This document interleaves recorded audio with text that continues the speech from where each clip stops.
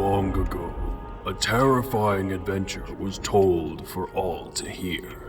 A journey of horrible mutation, a haunting menace, a deadly mystery, and nightmarish monsters around every corner. The sheer darkness of this adventure is not for the faint of heart, eschewing typical fantasy elements in favor of a depraved, disturbing world of horror and dread. And it doesn't have anything to do with mitochondria, okay? It isn't Parasite Eve, it's something else. It's a forgotten tale lost in the shadows of history.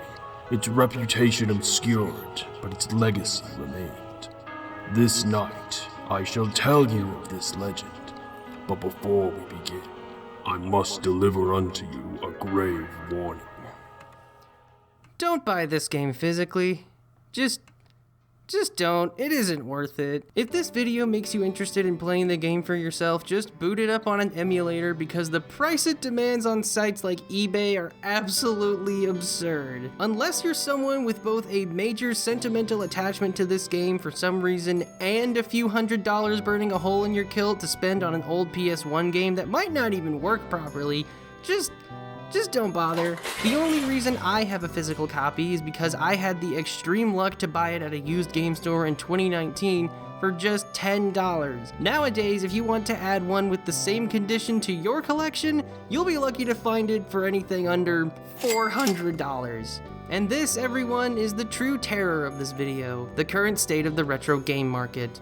So, what is this anyway? A rusty floor tile? Well, this is Koudelka, and it's one of the very few JRPGs themed around horror. And I know there are many horror titles made in RPG Maker, like Yume Nikki, Misao, Fear and Hunger, and The Witch's House, but I'm talking in terms of full-on published games that received a physical release. As difficult as they might be to find these days. Plus, aside from Fear and Hunger, those RPG Maker examples are more so adventure games using the engine for ease of development, not really horror JRPGs, which is something I'm surprised hasn't been explored more. As far as I'm aware, this specific combination is limited to a handful of titles, namely the Parasite Eve series and, ironically, Sweet Home.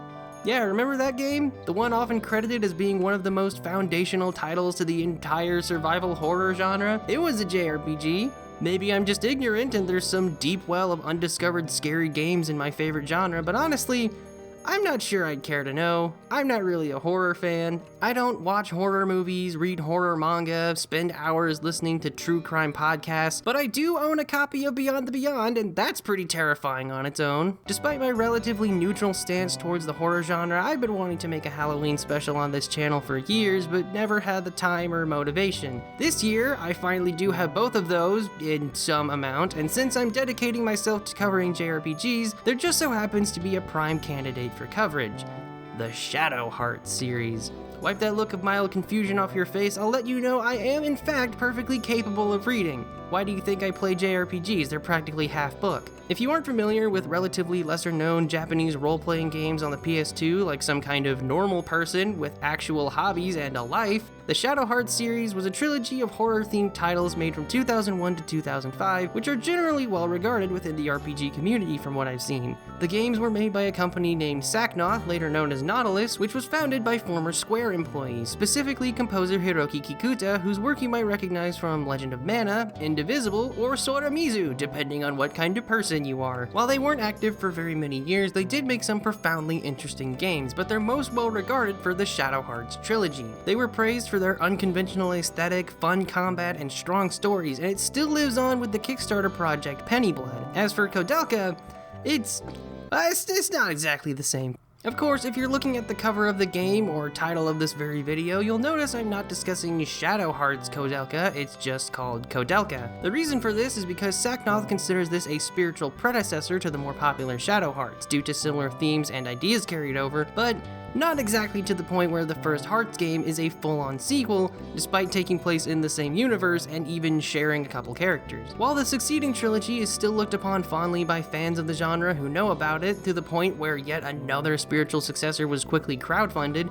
the same can't really be said for the title that really set the stage for its younger sibling, where views tend to be a little more mixed. So strap on your magic pendant and pick up your nearest blunt object. We're going to dive into the fear, the horror, and the will to survive of Koudelka. The game begins with the first of many FMV sequences, showing a very green depiction of a cloaked figure riding a horse through the countryside. After playing so many JRPGs, I was fully expecting the music to pick up and accompany images of freakish monsters or set pieces from later in the story. Almost feels like an obligation with this genre. You just put the disc in, you're ready to experience the game, and it takes a few minutes to hype you up for what you're about to see. But Koudelka doesn't do that. This scene of the cloaked figure is all that happens for the entire intro, with droning music in the background as they approach the end of a cliff. And then they fall off the cliff and die. The end, everyone! Nah, I'm kidding. They actually stop to look over the monastery below, where the entire game will be taking place. This is the Nemeton Monastery in Aberystwyth, Wales, Halloween 1898. Which, fun fact, takes place on a Monday. I can't think of a worse omen. This shadowy figure is Koudelka, a mysterious young woman and hero of our story. You know, in case her name being the title wasn't clear enough. Breaking into the monastery, she finds an injured man and battles off a monster to save him. We'll get to the combat in due time.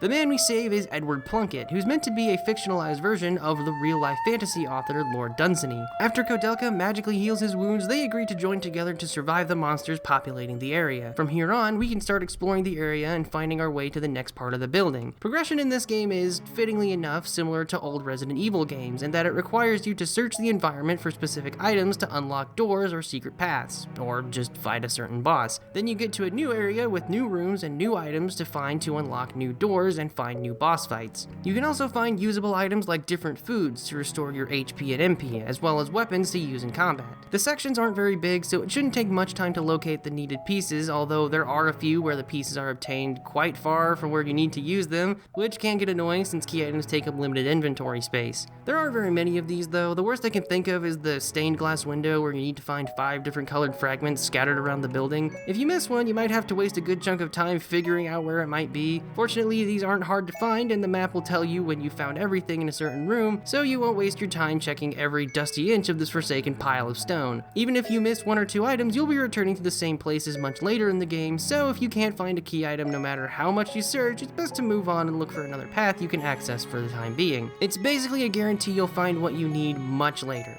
After a short bit of time, Koudelka and Edward meet a friendly old couple who maintain the monastery. Yeah, you're doing a great job! Ogden and Bessie Hartman. They give our heroes some stew and say the monsters started showing up about 6 months ago before sending the duo out and locking their door. Strange, but maybe they're just taking precautions against the monsters. Surely such nice people like them wouldn't do anything like, say, poison the food they gave us and any other travelers finding their way here so they can be fed to a giant plant monster. And this is why you don't trust kindly old people, kids. They just want to reenact Little Shop of Horrors. That's what happened to our third and final party member, who's currently unconscious in the greenhouse. Then again, depending on what's growing, maybe he isn't knocked out from poison. Once we take out this lovely little flower, Koudelka heals the man just as she's been doing with Edward, which means Ed probably shouldn't get his hopes up. This is James, a Catholic bishop whose search for a mysterious item led him to the monastery. While their first meeting is a bit rocky, he joins up with them since, come on, this isn't The Exorcist, a priest isn't going to do much here. Although I'm under the protection of the Lord, it doesn't hurt to take precautionary measures. I think I'll go with you. I really like how he says that line, very well done. With James, our main party is now complete, and one of the game's major strengths can really shine. Our 3 heroes are all well developed and have very fleshed out personalities that stand apart from other main casts of the time. In most JRPGs, the main cast is united in some common goal that's greater than any single one of their individual desires, which isn't a bad thing at all. It makes total sense for characters to join each other to tackle such a big journey. By contrast, the party in Koudelka is a ragtag trio forced to work together, not out of some sense of justice or the greater good, but because they need to do so or be killed by furniture. Or the weird scorpion people. Or whatever the sweet potatoes this is supposed to be. Camaraderie through necessity means they don't have to be friends to have interesting dialogue. In fact, most of the cutscenes in the game are them arguing about one thing or another, or just James snapping at them because he's just such a huge prick. But in this game, not only are Koudelka, Edward, and James not friends, They aren't exactly what you think of when you imagine fantasy heroes. Let's start with the titular character herself. Koudelka is a cryptic, snarky, cynical, somewhat cold psychic who comes to the monastery at the request of a ghost calling out for her. She doesn't trust others easily, which is why she didn't eat the food offered by the old couple, but she still has a clear desire to help those treated unfairly. Just by the fact she came to this monastery at the request of one ghost makes it clear she wants to help the pained spirit pass on in some way. Of course, it can't be that simple, as the spirit is merely one of many. In a scene that's actually voiced and acted very well for the time, we learned this monastery used to be an extremely harsh prison, where many people were taken for both breaking the law or simply getting in the way of someone more powerful. The sheer number of tortured spirits pains Koudelka, who's possessed by one of the spirits screaming about their horrible treatment. Hearing her tone of voice when speaking of these ghosts and her sympathy for them wonderfully illustrates what kind of person she is, especially when it comes to Charlotte, the spirit of a young girl who was kept in the prison. She's a very strong character, and her jabbing of James's sensibilities makes her the most likable person in the trio. Meanwhile, James is nearly the exact opposite. Despite ostensibly representing the word of God, he's an arrogant, hard-headed, dismissive, and hypocritical bigot with a clear hatred for those he thinks as lesser. This is a man who hates immigrants, criminals, pagans, and whatever other group he views as living against the gospel, regardless of context or character. Most of his cutscenes have him be easily provoked by Koudelka for saying something against God, which shows how quick he is to anger, and he's just generally unpleasant. Later in the game, he makes comments about how all people are treated equally in the kingdom of heaven. But not even 2 hours earlier, he was berating one of the only other human characters in this game for being an immigrant and accusing the man of having cholera. Bit out of nowhere, dude. Due to this bias against those he deems lesser, he also possesses a stubborn support for those he does approve of, like the Hartmans. When told the food they gave him was poisoned, and that's why he fell unconscious, he adamantly refuses to believe it since he sees them as fellow members of the Catholic faith. After all, they seem so nice to him. How could they be killers? I won't say I like him as a character, even if he does get some great development later on, but I will admit, he's pretty believable. Finally, Edward is also here. After a bit more exploring, the newly formed party starts getting shot at during an argument, presumably by the Hartmans knowing they survived, and make their way to an older section of the monastery. There, they come across a long diary of a guard writing about the time they spent here when it was a prison. It goes into disgusting detail about what his jobs were, and it helps develop the horrifying history of the location. He writes about different methods of torture he'd been ordered to do, the screams of his victims constantly echoing in his mind and clawing away at his morality. Most of the prisoners weren't even criminals, they were just sent there by those in power, with specific mention of a bride abandoned by her fiancé who was brought to the prison to keep her out of the public eye, likely so she wouldn't cause a scandal for her former love's new noble family. After falling to a lower floor, the trio meets Charlotte, the ghost of a young girl who lived her whole life in the prison just to be executed on her 9th birthday. In case you couldn't tell, there are some very dark elements to this story. Confronting a dead child spiteful against an uncaring world is one thing, but the context of thousands dying in this location and their hate-filled spirits creating all the horrific monsters makes it feel even freakier. There's a pair of twin corpses lying next to a door that needs to be given their dolls to pass on. As you venture deeper into the castle, you explore the bloody torture rooms used on the prisoners. Partway through the game, James reveals the item he's looking for is the Immigrant Document, an ancient manuscript of occultism that details methods of raising the dead. This is a miserable, decrepit place with nothing in the way of happiness. And that's just Wales, so imagine how bad the game can make things. It is fitting for a horror adventure, but there's just one problem I want to discuss since we're kind of at a lull in the story.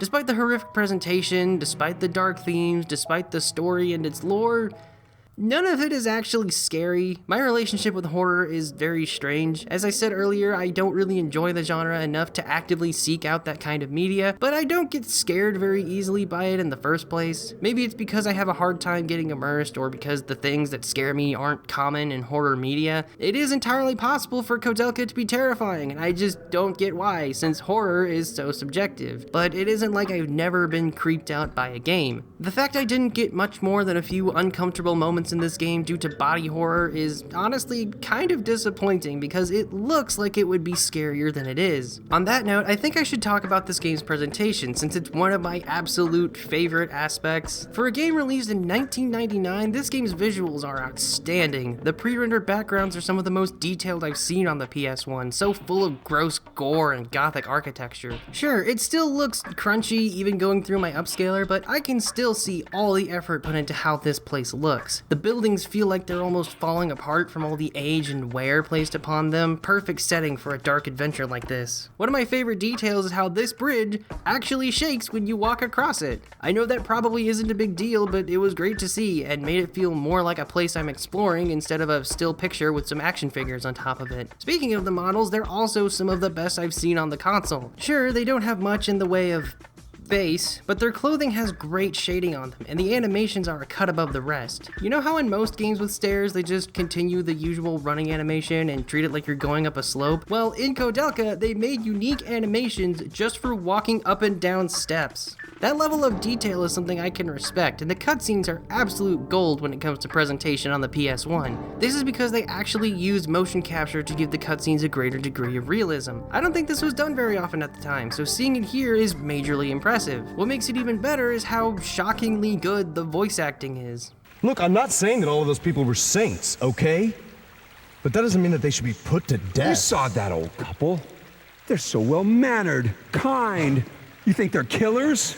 Good manners? Yes. Think about it! Why would they leave the place such a mess? I don't know. You think they'd at least bury the body? Possibly. Anyway, I have this strange feeling we're not alone with all these bodies and ghosts. I know this era gets made fun of a lot for acting like, You were almost a Jill sandwich. but when you get acting like this, it makes it even more impressive by contrast and helps sell the characters as believable. Even the FMV sections look solid for the time, and there are so many to enjoy throughout the story. So visuals and voice acting are on point, but those don't necessarily make a game scary. That's where gameplay reigns supreme, and in Koudelka, it's shakier than that bridge. I brushed over exploration earlier in the video, needing to explore to find key items and solve puzzles, which is fine at first. Searching around well-realized environments for bits and pieces is a tried and true formula for explorative horror games. And when you think about it, it isn't that much different than the usual JRPG method of world exploration, it's just very condensed. Or like the whole thing is one giant dungeon. Unfortunately, it feels like they just didn't put that much thought into the puzzles. Early on, there's a room with panels covered in different symbols, and judging from a sign earlier, you need to walk on them in a specific order to unlock a door. The solution is something spelled out for you after a bit of searching, and it even flashes back to both signs just so you don't forget. They don't take much thought to get through, and I'm assuming that's due to the desire to keep the story pace up by decreasing complexity, but then starting on the third disc, they just straight up solve the few remaining puzzles for you. They put so much effort into the environment so it'd feel atmospheric while exploring, but then didn't have anything that needed you to stay around for more than a few minutes before continuing. Maybe I'd be even more miffed about this if the music wasn't so good. Seriously, the atmosphere provided by backing tracks is next level. Give it a listen.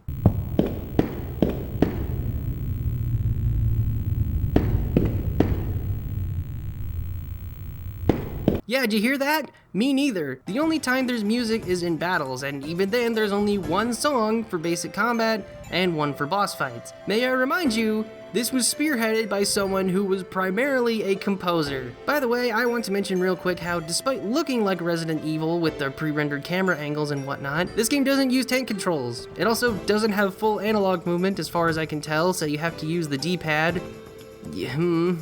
It isn't the worst, but for some reason, Koudelka refused to start walking from a standstill sometimes, and I have no clue why. It isn't a big issue, more of a repeated annoyance. No, the bigger issue is the one other major element of gameplay, the combat. The combat in this game certainly is. I'll be honest, the battle system they made isn't great, even though it has some neat ideas that blend elements from both survival horror and JRPGs. First of all, it's turn-based. But it's also mostly a tactics RPG. Okay, look, I'm not a tactics fan. It'll probably come up again sometime, so I won't get into why here, but let's just say it's not the kind of gameplay I'm excited to experience. At least it isn't too complex here. Characters all move the same distance, the battlefields are small and compact, and you never face more than 3 enemies at once. There's no need to be all 5th level chess grandmaster with movement and positioning here. There's nothing like different terrains, elevation, or position relevant special moves. You know, the things most tactics games implement to give you a bit more to think about. The only time your position matters is with melee weapons, since nearly all of them can only be used 1 square away except for the spear. That can only be used 2 squares away, because who uses a spear at close range? You find loads of these while exploring the monastery, and they come in several different varieties and elements, including mystic weapons, which are absolutely useless, so chuck them off the cliff when you can. There are a handful of different swords, knuckles, axes, sticks, and if you want long range, you start with a pistol, later getting a rifle and a shotgun. Aw, groovy! James, paint the walls! Why have you forsaken me, Bruce Campbell? Long-range weapons don't care about positioning, and neither do the spells. Spells are straightforward enough. You have 4 different elemental spells, a healing spell, a revival, and spells to raise each different one of your 8 stats. The attack spells are by far the most effective way to deal with most enemies, since they don't have much in the way of piety, this game's version of magic defense. I looked up a bunch of enemies on the wiki and learned most of them are immune to light attacks. An element I don't think I could utilize at any point in the game. Great job, everyone. Plus, since most enemies have stronger melee attacks than magic attacks, it means you can have magic-focused party members just hanging out in the back while Ed walks ahead and tanks hits. Keep it up, Ed. I'm sure Koudelka's impressed. To compensate for this, each of these 3 methods of attack are balanced in different ways. Melee weapons can be used only at close range and are immediate, and incentivize you to think about movement. Kind of. But they also break after so many uses, and mythic weapons are a thing. They shouldn't be a thing.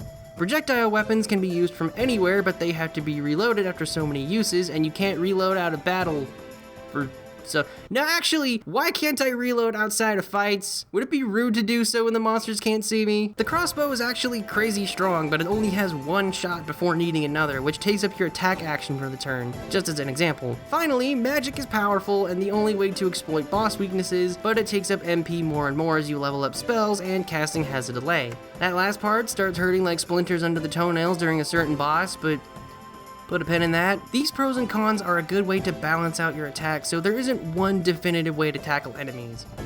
Except magic. Magic's clearly the best. Each of the main crew has a very clear role based on their starting stats. Koudelka has higher intelligence, so she's the spellcaster. Edward's your resident warrior, high in strength and vitality, but too stupid for more than hitting things with sticks. James's highest stat is piety, which makes sense, but if you'll remember, that means he just takes less damage from magic, in a game where most monsters don't use strong magic. James, if I power level your intelligence, will you realize how useless you are? I think piety should have been for white magic, you know, healing and revival and the stat boost. That would at least make him feel more like a solid support character rather than just a lackluster version of Koudelka. When a character levels up, you're given 4 bonus points to level up any stats you want. Now, I know what you're wondering. Why are these called bonus points if there are no other kinds of points? I'm sure you aren't asking that, but I'm pointing it out anyway because it bothers me. This is something else that makes the game less scary, since even though you only get 4 points, if you just put a few into a character's strong stat each level up, it becomes so easy.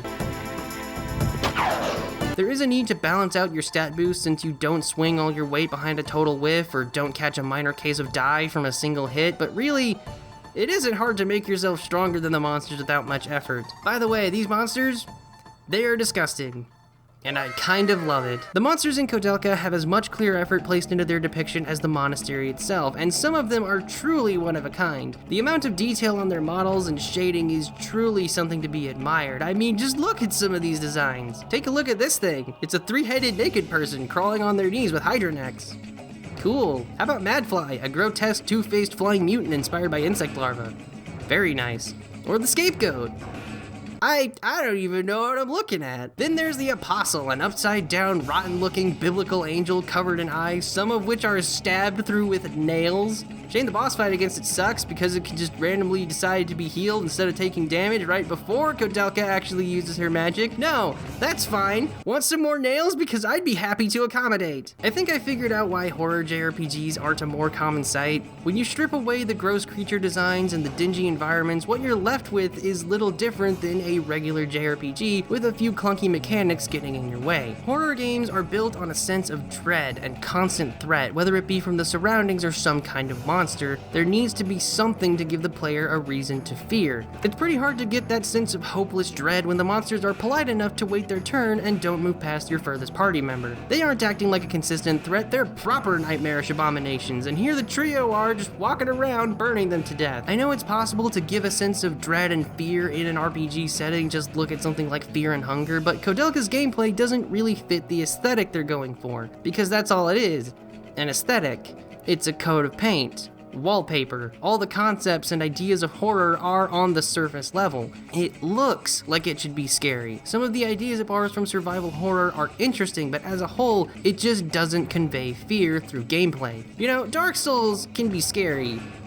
This game isn't the Dark Souls of anything. It might be different if Kikuta was able to use the battle system he had in mind, a real-time action setup where the party can freely move around, but he stated the programmers weren't sold on his ideas to go entirely against the grain and chose to go with what we have in the end product. Except these things. These things are terrifying and I hate them. Kill them with fire, Koudelka.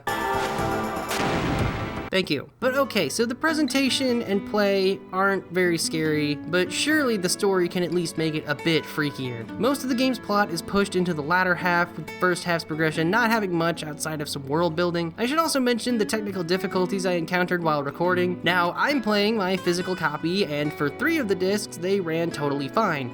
But for some reason, disc 3 was like me on any given morning, unwilling to get up and work. So for all the cutscenes on disc 3, I have to borrow them. If they look different, that's why. Anyway, Koudelka learns the ghost that called her here is named Elaine, and James reveals how the immigrant document theft was masterminded by a man named Patrick Hayworth, Elaine's husband and James's former close friend. Opening a new path, they find their way to the church where they encounter a gargoyle summoned from a portal, an All Saints Day tradition last I checked, and the camera lets us know Koudelka's wearing a skirt, just in case you were curious. For this section of the third disc, Koudelka is all by herself, and she starts exploring a garden area to finally use the jewelry she's been collecting, which means you have space for the item that lets you finish the game. Oh, I'm not kidding. After you stop the flowing water, you need to go to this fountain to retrieve Koudelka's pendant. Otherwise, you just straight up can't beat the game. Ain't it wonderful when a game locks you out like that? Stopping the water also lets you gain access to an underground execution chamber. You see dried spots of blood here and there. Yeah, I think I see a bit more than that. Overwhelmed by the pain of the spirits, she's knocked out by Ogden Hartman. While she's unconscious, she hears voices scream about a sinking ship, only to wake up with Ogden berating Koudelka while grinding an axe and speaking of Elaine. Just as he's about to lop off our hero's head, his wife shoots him dead, frees Koudelka, and then turns the gun on herself. I'm sorry, what? Kikuta, why was that? She makes contact with the guys and plans to meet up soon, walking to a new area to roundabout her way to the others. There, she finds the gravestone of Saint Daniel and speaks with Roger Bacon, a corpse-like monk awoken earlier who's lived for hundreds of years thanks to the knowledge of the immigrant document. And no, he isn't a pig. You can also find the tombstone of Charlotte, the ghost girl from earlier. This'll come up soon. Once you reunite with Ed and James, we get some more backstory that starts tying everything together. James, despite his discriminatory views on immigrants, is in fact a foreigner from Ireland, part of a poor family but managing to work his way to a university in London. There, he met Patrick Hayworth and both of them fell in love with Elaine. Being such a bro in those days, James stepped aside for Patrick, joining the faith to try distancing himself from the memory of lost love and worldly desires. I can't believe these treasures are in this monastery. Is that Montaigne's signature? How long have you been at this, dude? Thanks to some diary entries from Patrick himself, we learn he was trying to use the immigrant document's forbidden knowledge to revive Elaine after she'd been killed by bandits, only to meet with repeated failure. One of the main motifs of this game is love, but not just the concept of it or the joy. It feels like it's about the pain of love. James went into the faith to forget the one he felt so strongly for, while Patrick was willing to bring her back by any means necessary. When we find Charlotte's cell in an old prison, which is designed like a regular house, you can resolve her story in 2 ways. Earlier in the game, you can find a box of letters written by Charlotte's mother that show you just how much she loved the daughter she never got to meet, even writing them years after Charlotte was executed. If you don't have these letters, Charlotte becomes a boss fight, but when you give this spite-fueled spirit the letters, she has a mental breakdown over the fact she was indeed loved by someone in this hate-filled world. I mean, she curses us as she evaporates, but hey, now she knows. So that's fun. When you get to talk to Elaine, James comments how he'll work to bring her back despite her insistence. Choose to to think that my death was preordained by the Lord. God wanted you to get murdered by bandits? Not the worst thing he's done, I guess. With everyone's resolve steeled, we find a blocked path requiring James to make some nitro.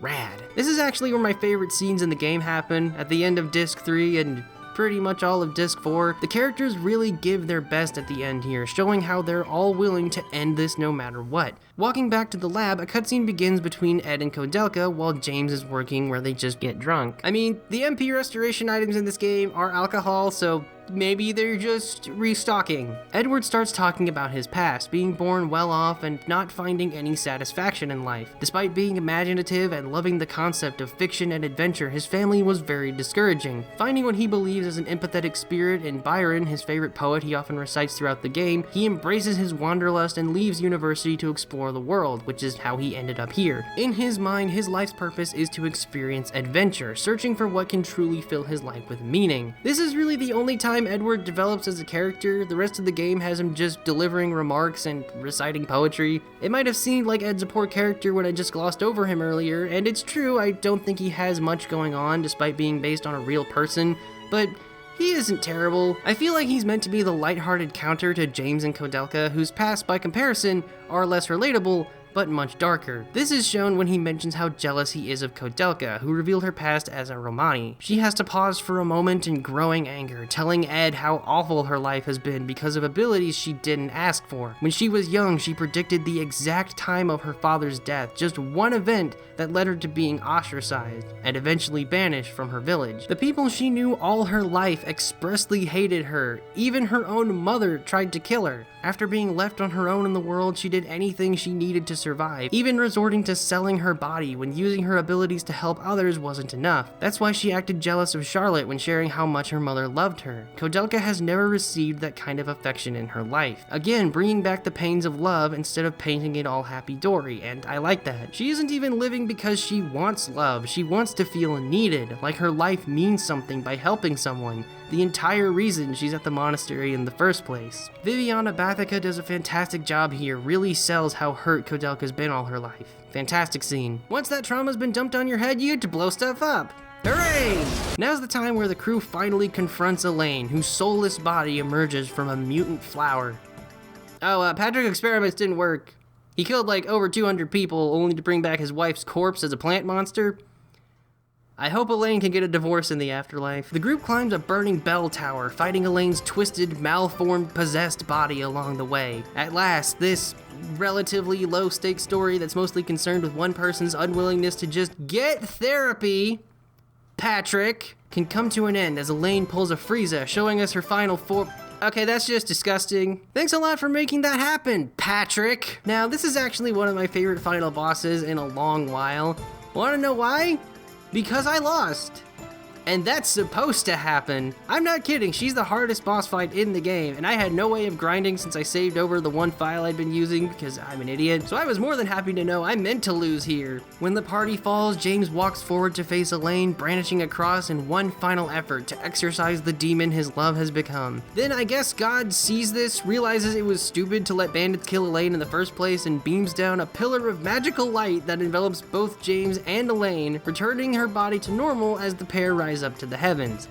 Actual Deus Ex Machina here. Hilarious. Ed carries Koudelka off the bell tower as it crumbles, and they spend the night in a tent just outside the monastery grounds. In the morning, Ed takes the horse from the beginning and rides off, the bond between him and Koudelka realized. This is what's known as the bad ending.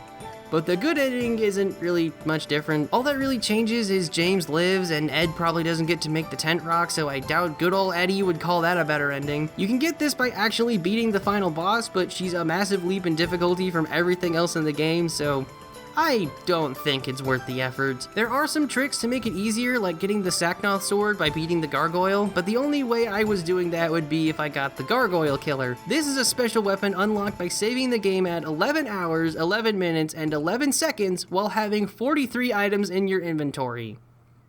Excalibur 2, eat your health out. Honestly, I like the bad ending. It wraps up James's story and feels more melancholy than your typical happy ending. Plus, it's much less effort to get, and that's always a bonus in my book. Koudelka is a very odd game. The concept of combining JRPG mechanics with settings and elements from survival horror games is a fascinating one, and it's great to see Kikuta got to express his vision in some way, even if it wasn't exactly what he idealized at the start. The characters are well written, the presentation is outstanding for the time, it has some genuinely intriguing and disturbing aspects in world building, and the story has great themes to consider. I like how this game exists, and good on the team for all the effort they put in to make this game different than anything on the shelf at the time. But all I have to do is point to that price tag to remind you, yeah, maybe there's a reason why it didn't sell much. I'm not saying something has to sell well to be considered good, that goes against my entire ethos as an artist, but I am saying low sales might be indicative of a failure in execution, like Ogden. This is a game with great ideas, but less than adequate cohesion and polish. The horror aesthetic is cool and grimy, but the trappings of a JRPG lessen the fear it can instill in the player. It's just too slow and easy with its gameplay to feel dreadful, and when the selling point is how it's a scary RPG, maybe it should have been scary, is all I'm saying. Still, to say I don't like or recommend this game would be a flat lie. I do like this game, but in the sense I like Takashi Miike films. Interesting to watch and discuss, dissect for any meaning that can be derided from something made because the creator thought it would look cool, but maybe not the most pleasant to experience. Side note, Miike directed the live-action Ace Attorney movie. Just throwing that out there. If this video made you interested in playing it, by all means, go ahead. On an emulator, because again, no. Just no. I think more than anything, it'll be interesting to see how Saknoth takes this concept with the Shadowheart series. In what ways did they develop the aesthetic, characters, story concepts, and elements of horror? And all I have to do is wait a whole year to find out. I'm sure it'll be here before you know it. Just like what's behind you. Happy Halloween.